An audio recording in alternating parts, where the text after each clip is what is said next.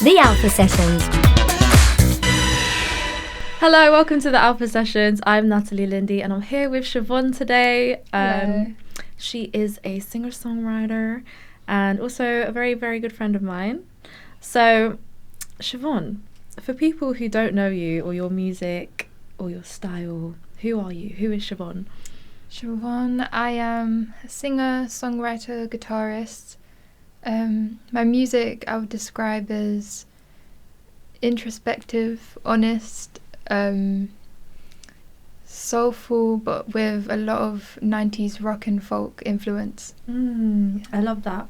So obviously we are mates and you speak about Jeff Buckley, Nick Hakim as some big influences for you. Yeah. Is there anyone else who really influences your sound or your writing style? Yeah, Jeff is a big one. I would say Adrian Lenker, Nick Hakim, like you said. Just really great songwriters that I feel are really tapping into something spiritual. It just sounds like their music is coming from their soul. And so that's like artists like Adrian Lenker, Jeff, Stevie Wonder, Lauryn Hill. But I also really admire artists who are just incredible at their craft. So like really refined, great singers like Beyonce, Tori Kelly, Natalie Lindi. So just to like motivate me to be better as well. Yeah, Melanie Faye, amazing guitarist as well. Yeah, I love that. So I've got my notes here because this is my first time on the job, being an interviewer. First time. Something I noticed when you were playing your songs is that your lyrics are always really poetic.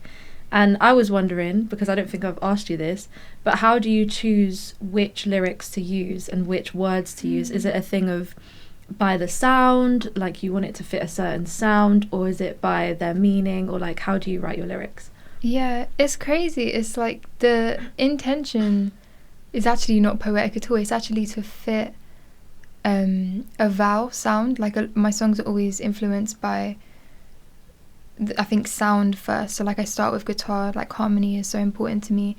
And then for choosing lyrics, I always usually go with, I start with melody and whatever vowels I'm saying in that melody just to get the idea I want. I usually fit words to that because I feel like that's like what I'm meant to fill that space. And I've always worked like that, and I feel like doing that, it sits right with me when writing a song. It feels right and feels more natural to do it that way. And then after I will like refine and make sure I'm getting the message that I want to portray across, and because even though I'm doing that, I still want to make sure that it's coming across authentically and not forced, just like to fit a sound.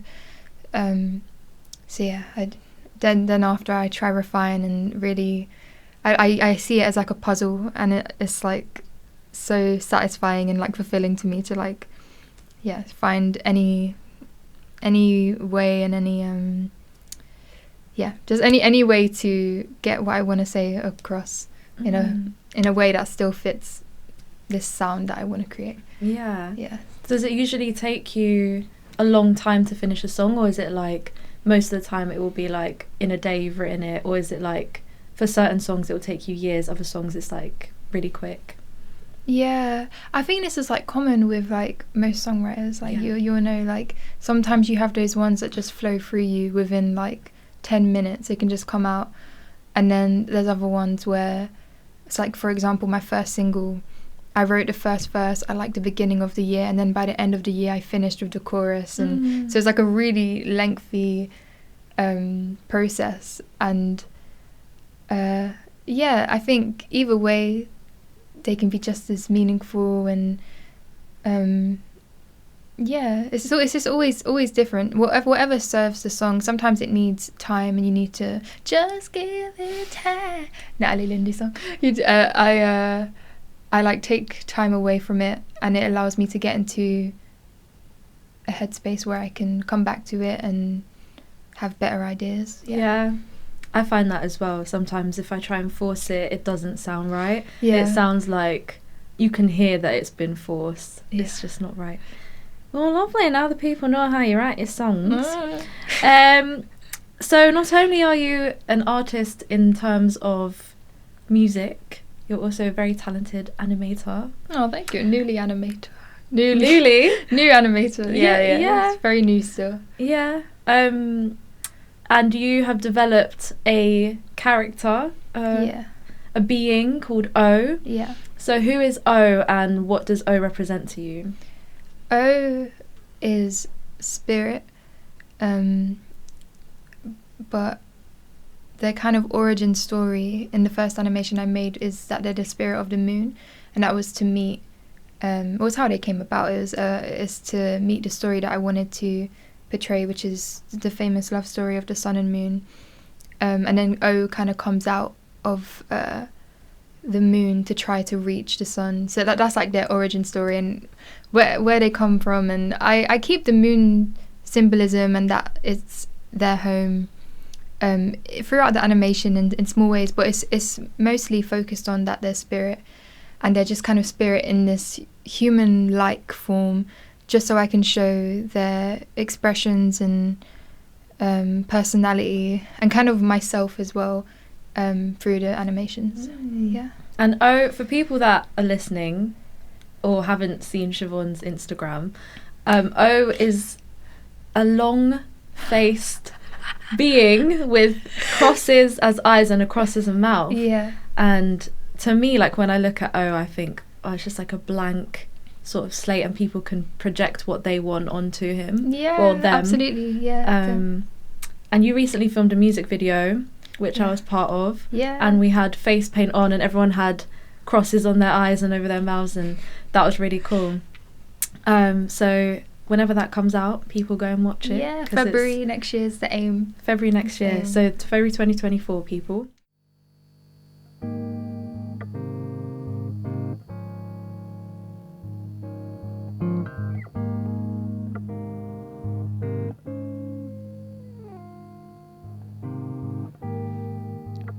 Loving him is like the rising sun.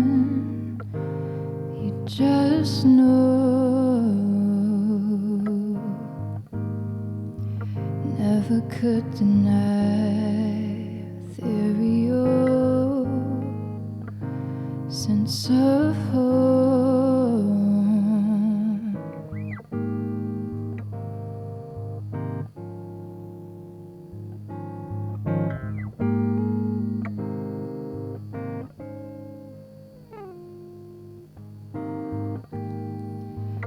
Fell into nature's stride,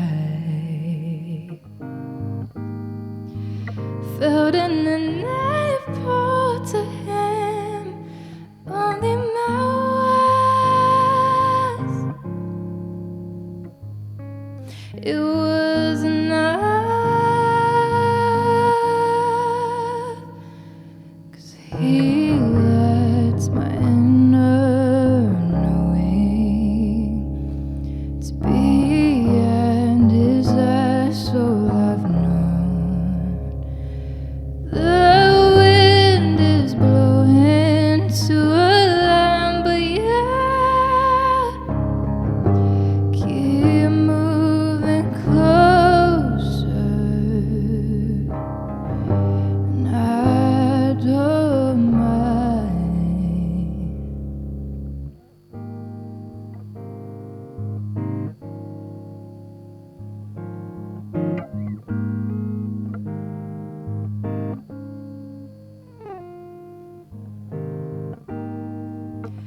Pause on racing minds, cosmic touch, time disappears.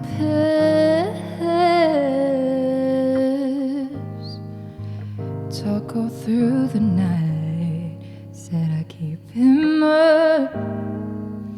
I'm missing him. He lights my inner knowing. It's beyond his eyes, so I've known.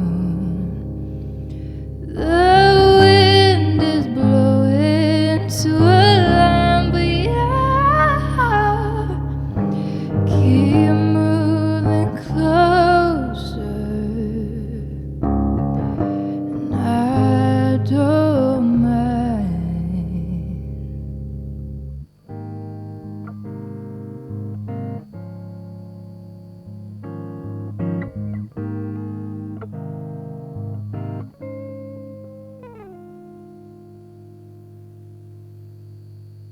The Alpha Sessions. So, if you could collaborate with anyone, who would you choose to collaborate with? Someone who's alive. Alive. So not Jeff, because that would be your... Oh, I don't even know if I want to collaborate with Jeff. Yeah. When I look up to people so much, I'm just like, oh, I don't know. It's to serve the two worlds. Like, can your two worlds harmonize together? I think Moses Sumney is someone I feel like our music would fit. I hear similar influences in his style. I think our voices would fit well together, just from like listening. Yeah, I would love to work with him. He's incredible. Nick Hakim, I love Nick Hakim. He's amazing. Stevie Wonder. Ooh. Stevie Wonder. Yes. I don't know if he's still out here like making music or if he's like more behind the scenes. But if he's up for it, that would be a dream come true. That's probably top of the list, to be honest. But just trying to be like realistic. Yeah, Moses Sumney, Stevie Wonder, Nick Hakim. Okay, so we're going to tag them and DM them after this. Stevie! Stevie, where you at? Come on, man. I always find it interesting to ask people, like, what made them start doing music? Because you could have chosen to go into art or writing, or what made you decide, no, this is what I actually want to do with my life? I originally did want to be an artist, but I never got the grades because I missed a bit of school because of like anxiety, anxious babes, like and yeah, I didn't end up getting the grades, but then my mum found this music college called Access to Music, and I went there, and when I went there it gave me time to like pick up guitar, and in that, I think it was the second year that I was there, I ended up writing my first song.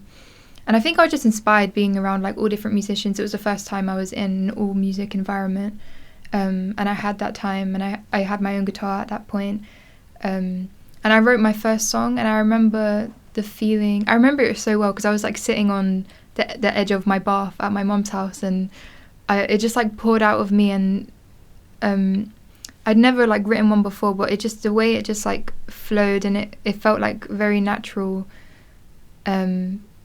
And I just became like addicted to that feeling of, you know, the feeling you get after you like write a song. I just fell in love with it instantly. And I think in that moment I was like, whether it, maybe in a subconscious way, not like, yeah, I'm going to do this. Like, I think that it just lit a fire in me and like a drive, like, okay, this is what I want to do. Yeah. So it's kind of like chain of events happened and you kind of fell into it in a way. And then you just decided, okay, I'm going to continue with this because it felt good. Yeah, it felt like purpose, like not more intuitively rather than like, oh yeah, this is my purpose, like in my head. It just felt like all my fire like suddenly went towards this like creating and just doing that, like writing and doing whatever I can to do more of that. Yes. Okay, so from that standpoint to future standpoint, from beginning to end, what is one thing that you want to do in your career that would make you just feel like, I'm so, like, my life's complete, I've done this. My life's complete. Okay, maybe not my life's complete, because that's hard to choose one, but like... I feel like we're just, like, as humans, we are just, like, so unsatisfied. Like, once we've completed it, it's like, we're on to the next. Yeah. Something else now. Yeah. But from now, what's something that you look forward to in the future that you can sort of envision yourself doing or that you'd love to do? There's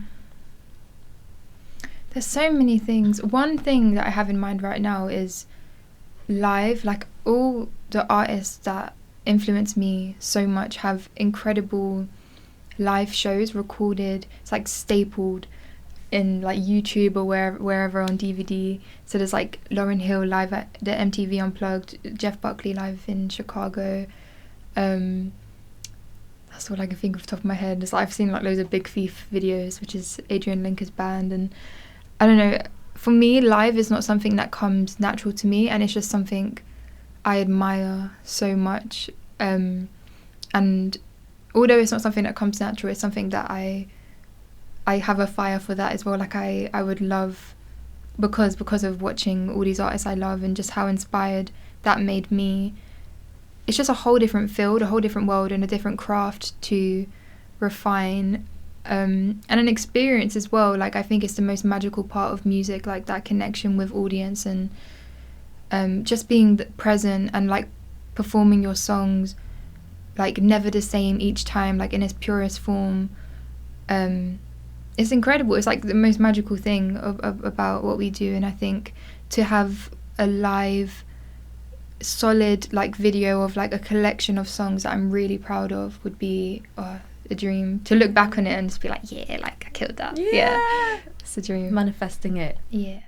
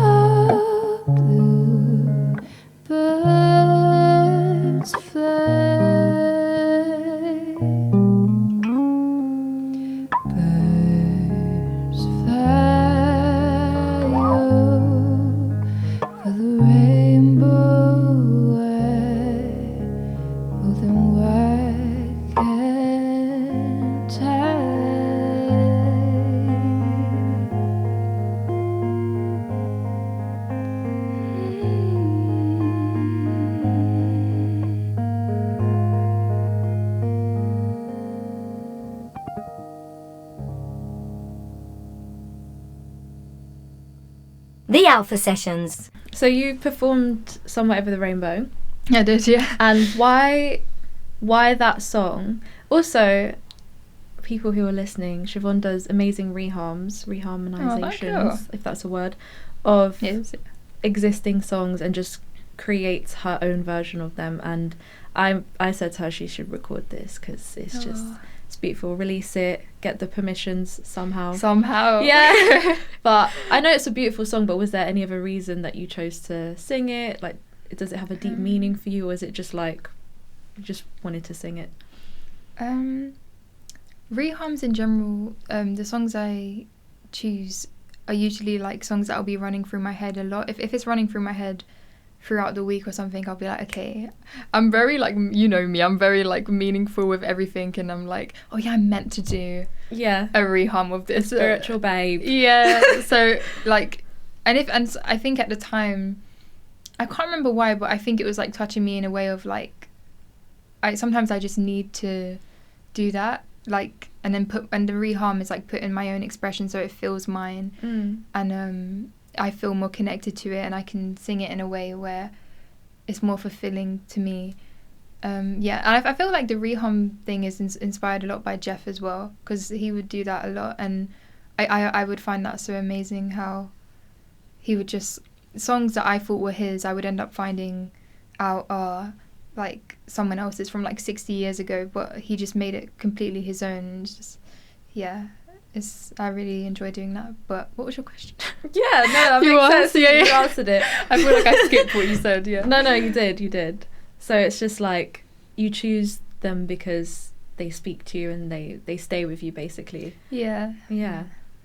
If you could leave the people today with one thing, one message for them to take on their day, what would it be? So I knew you were going to ask me this question, and I wrote a little something yesterday. I was in the hospital yesterday in A&E. Oh yeah, by the way, I didn't mention today Siobha has trekked. I've limped to the studio sacrificed because she sliced her foot open yesterday. What was it? You just stepped on a piece of glass. Yeah, it was like 2 days ago, and then I ended up going yesterday to A&E to get stitches. But so she's freshly stitched and she's still here. Freshly stitched. Good to go. I wrote something whilst I was waiting in A&E, because you know how that A&E wait is. Yes. So this is a message, and it is a reminder of the miracle it is that we are here right now. It's like there's a lot of pain and suffering in this world, especially we are seeing this more right now.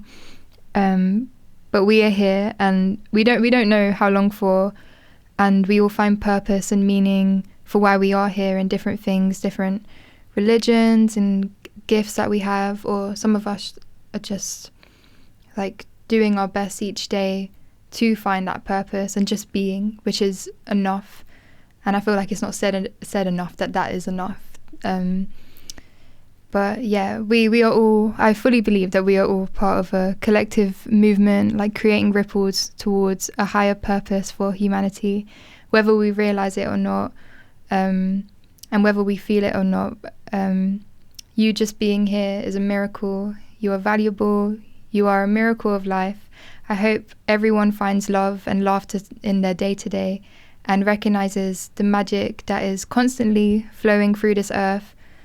I believe that there's magic in even the mundane things that are deemed to be mundane, but really it's incredible. It's a miracle. Like even just the trees outside. Sorry to be all hippy-dippy, but yeah, even just the trees being outside and the air we're breathing and us just moving around is incredible. So yeah.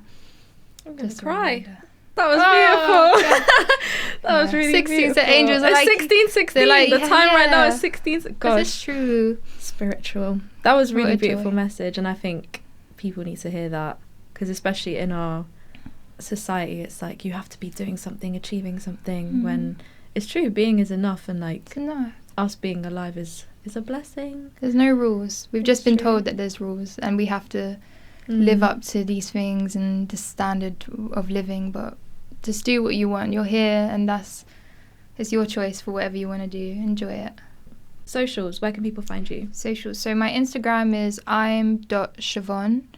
Siobhan is the Irish spelling, the Siobhan.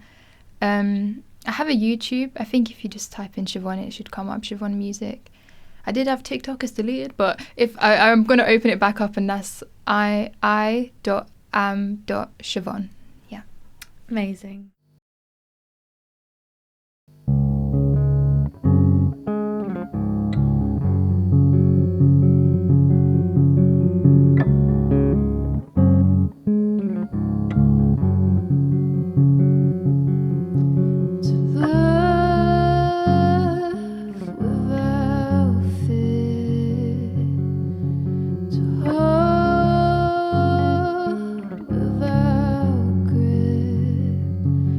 Does